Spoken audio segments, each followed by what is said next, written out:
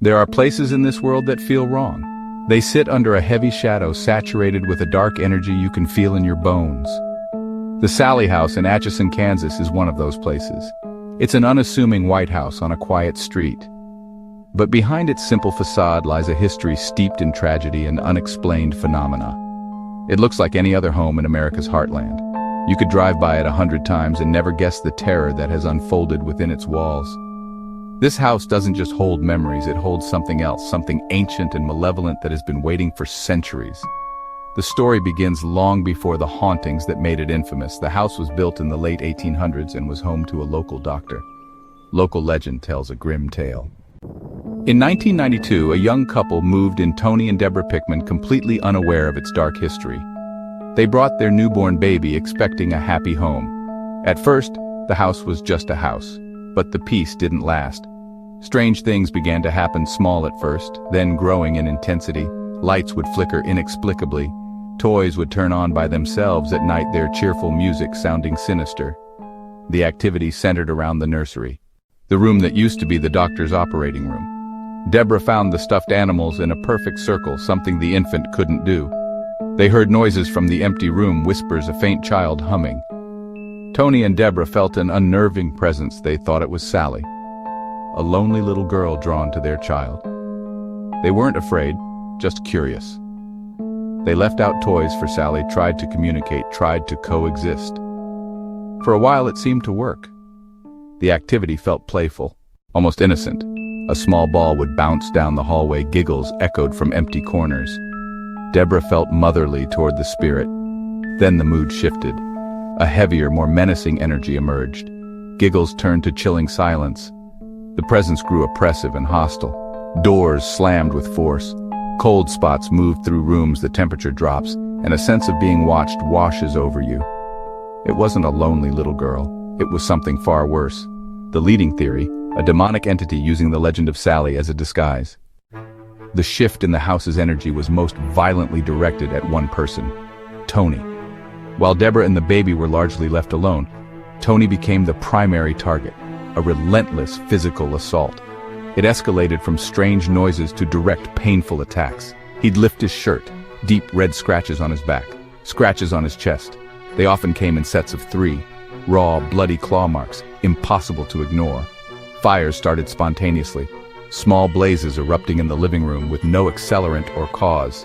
The family lived in constant fear. The constant barrage of paranormal activity took an unbearable toll on the Pickman family. Living in the Sallie house was like living in a war zone. Every creak of the floorboards, every flicker of the lights sent a jolt of fear through them. They could never relax. They could never feel safe in their own home. Objects were flying through the air. Doors were slamming with enough force to shake the walls. A fire broke out near the baby's nursery. Tony was once again physically assaulted, receiving some of the worst scratches yet. Looking at the fire and hearing their baby crying, Tony and Deborah knew they had to get out. No house was worth their lives or the safety of their child. They fled the house with little more than the clothes on their backs, leaving most of their possessions behind. They had survived, but they had been driven from their home by pure fear. After the Pickman family fled, the story of the Sallie house spread like wildfire through the paranormal community. It quickly became a legendary location, a place that serious investigators had to explore. Ghost hunting teams from all over the country, including our own Ghost Adventures crew, have traveled to Atchison to conduct lockdowns within its infamous walls. The goal was always the same: to document the activity, communicate with the entities inside, and try to understand the true nature of the haunting. The house became a laboratory for paranormal research, a place to test theories and equipment against a verifiably active and aggressive presence. The evidence captured over the years has been nothing short of astounding. Investigators have recorded countless EVPs, disembodied voices that seem to answer direct questions. Full-bodied apparitions have been seen. Shadowy figures frequently caught darting through rooms on camera. Objects move on their own. Batteries drained instantly. Numerous people have left the Sallie house with unexplained scratches. I myself have been scratched during an investigation there. The house has a reputation for being one of the most intense and dangerous locations in the country. Today, on August 30th, 2025, the Sallie house stands as a monument to the unknown, The property is now owned by someone who allows overnight stays and investigations, turning the source of the Pickman's terror into a destination for thrill seekers and researchers. People willingly pay to spend a night inside its walls, hoping to experience for themselves the chilling activity that drove a family from their home. The house has become a dark tourist attraction, a place where people can confront their fears and touch the edge of the supernatural world.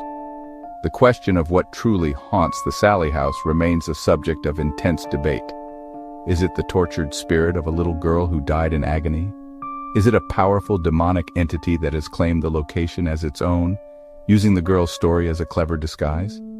Or is it possible that both are present? A tragic human spirit trapped alongside an ancient malevolent force?